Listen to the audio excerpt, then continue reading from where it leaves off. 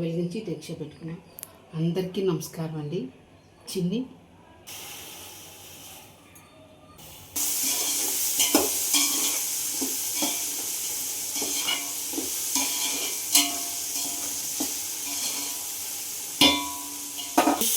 రెండు స్పూన్లు వేస్తున్నానండి. నేను 3 గ్లాసులకు గాను 3 గ్లాసులు పొలం వండుతున్నాను. నేను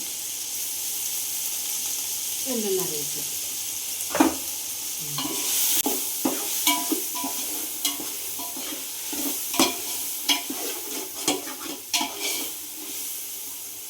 అన్ని మసాలా అండి. 5 రూపీస్ ప్యాకెట్ ఒకటి వేస్తున్నాను. మీడియం ఫ్లేమ్లో మార్చుకోవాలండి. మంట తగ్గించుకోవాలి. మసాలా కూడా కొంచెం వేస్తున్నాను.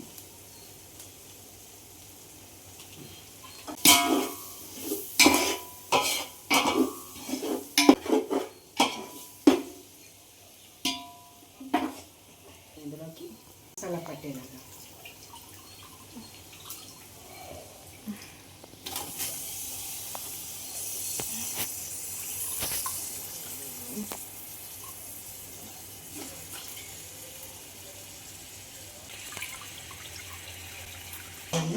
రైస్ మొత్తాన్ని మసాలా పట్టేలాగా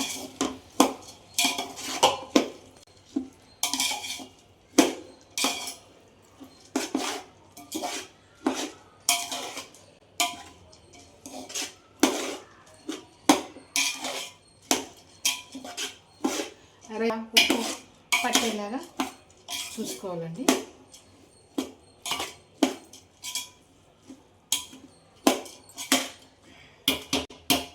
చిన్న కారం కూడా వేస్తానండి, ఎందుకంటే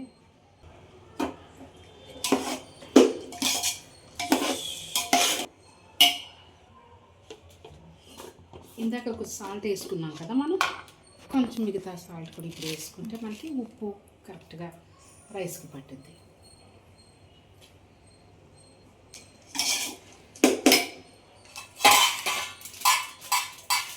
మసాలా చికెన్ బిర్యానీ మసాలా మిగతా ప్యాకెట్ కూడా వేసుకుంటే టేస్ట్.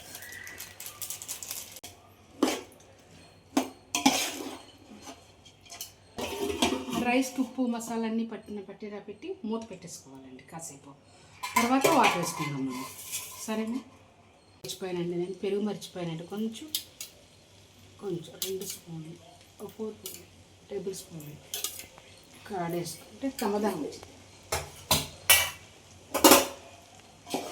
4 స్పూన్ల పెరుగు కూడా వేసుకున్నాము. ఇప్పుడు మూత పెట్టుకున్నాం అండి. కొంచెం ఆనియన్స్, పచ్చిమిరపకాయలు, పుదీనా,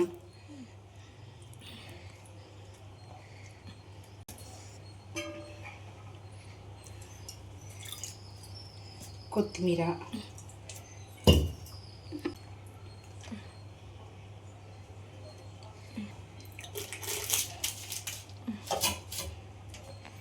ఒక ఇంచంత చెక్క, 2 యాలకులు, ఒక 3 లవంగాలు, కాస్తంత జాపత్రి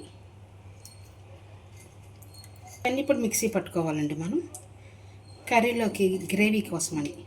ఇంత పెరుగు కూడా వేసుకోవాలండి మనం. ఆ కమదం నెక్స్ట్ లెవెల్లో ఉంటుంది. ఉప్పు కారం అన్నీ పట్టించాలి. రైస్లో వాటర్ వేసుకుంటున్నాను అండి. 1 గ్లాసుకి 2 గ్లాసులు నీళ్ళు చొప్పున వేసుకుంటున్నాను.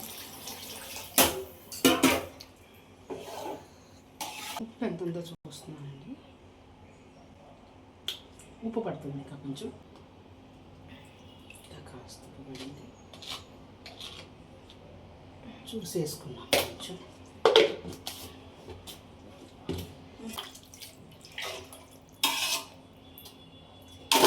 ఇప్పుడు ఇంక మూత పెట్టేసేయాలి. మూత పెట్టి దాన్ని వెయిట్ పెట్టాలి. స్టార్ట్ చేస్తున్నానండి. కూరకు తగినంత ఆయిల్ పోసుకుంటున్నానండి నేను.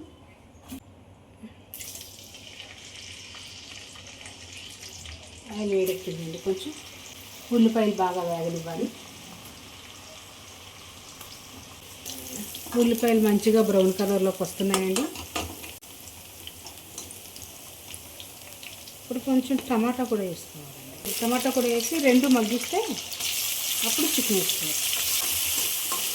ఇప్పుడు కాసేపు టమాటాలు మగ్గాక అప్పుడు చికెన్ వేసుకోవాలి.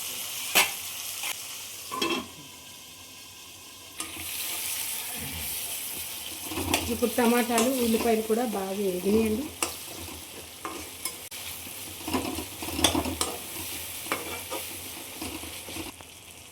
అల్లం వెల్లుల్లి పేస్ట్ వేస్తున్నానండి నేను.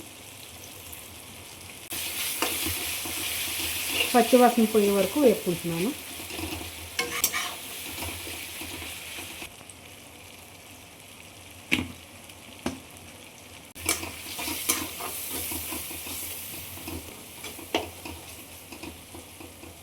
ఇప్పుడు చికెన్ కూడా వేసుకుంటున్నానండి అందులో.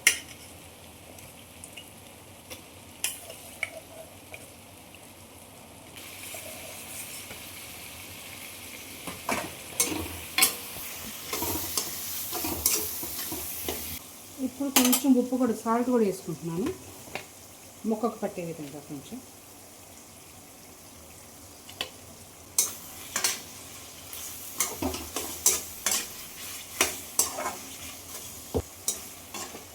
ఇప్పుడు మళ్ళీ కాసేపు ఒక పావు గంట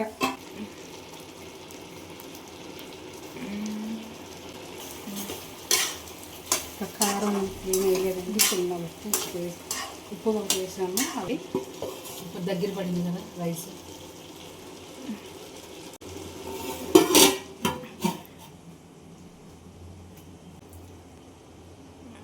ఇప్పుడు కొంచెం దగ్గర పడింది కదండి. ఇప్పుడు కొంచెం కారం వేసుకొని మనం ఇందాకలా పేస్ట్ చేసుకున్నాం కదా, పుదీనా, కొత్తిమీర, పచ్చిమిర్చి, ఆనియన్, జీడిపప్పు ఇవన్నీ పేస్ట్ చేసుకున్నాం కదా, ఇందులో వేసుకోవచ్చండి మసాలా దినుసులు.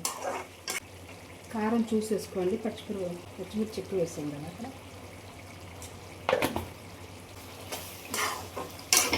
కారం కూడా ఇలా ఆయిల్లో వేసుకోవాలండి, ఎందుకంటే పచ్చివాసన రాకుండా ఉంటుంది. లాస్ట్లో దించేటప్పుడు కూడా వేయచ్చు, కాకపోతే ఇలాంటి కొద్దిగా పచ్చివాసన ఇది నాన్ వెజ్ కర్రీ కదా, అందుకని కొంచెం. ఇప్పుడు మనం రుబ్బుకున్న పేస్ట్ వేసుకోవాలి. ఇది బాగా ఉడికాక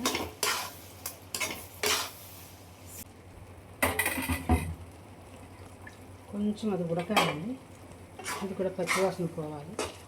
వేసుకుంటా పేస్ట్ పచ్చివాసన పోవాలండి, పోయేలా దీన్ని కొంచెం ఉడికించుకోవాలి.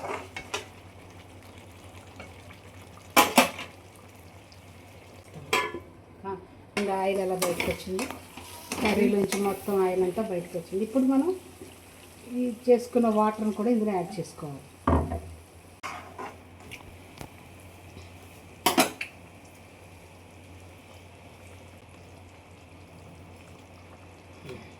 ఇప్పుడు ఇంకా కాస్త వాటర్, ముక్క ఉడికే వరకు కూడా వాటర్ పోసుకోండి. కొంచెం మంట తగ్గించుకొని మూత పెట్టుకుంటే అలా రెడీ అయిపోయిందండి. ఆపేసుకుంటున్నాం.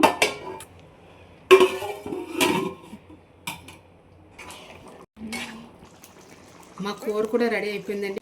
ప్లీజ్ అండి, చిన్ని హోమ్ కుకింగ్స్ షేర్ చేయండి, లైక్ చేయండి, సబ్స్క్రైబ్ చేయండి ప్లీజ్. ఇంతటితో ఈ వీడియో ముగిస్తున్నామండి. అందరికీ వందనాలండి. ఉంటా.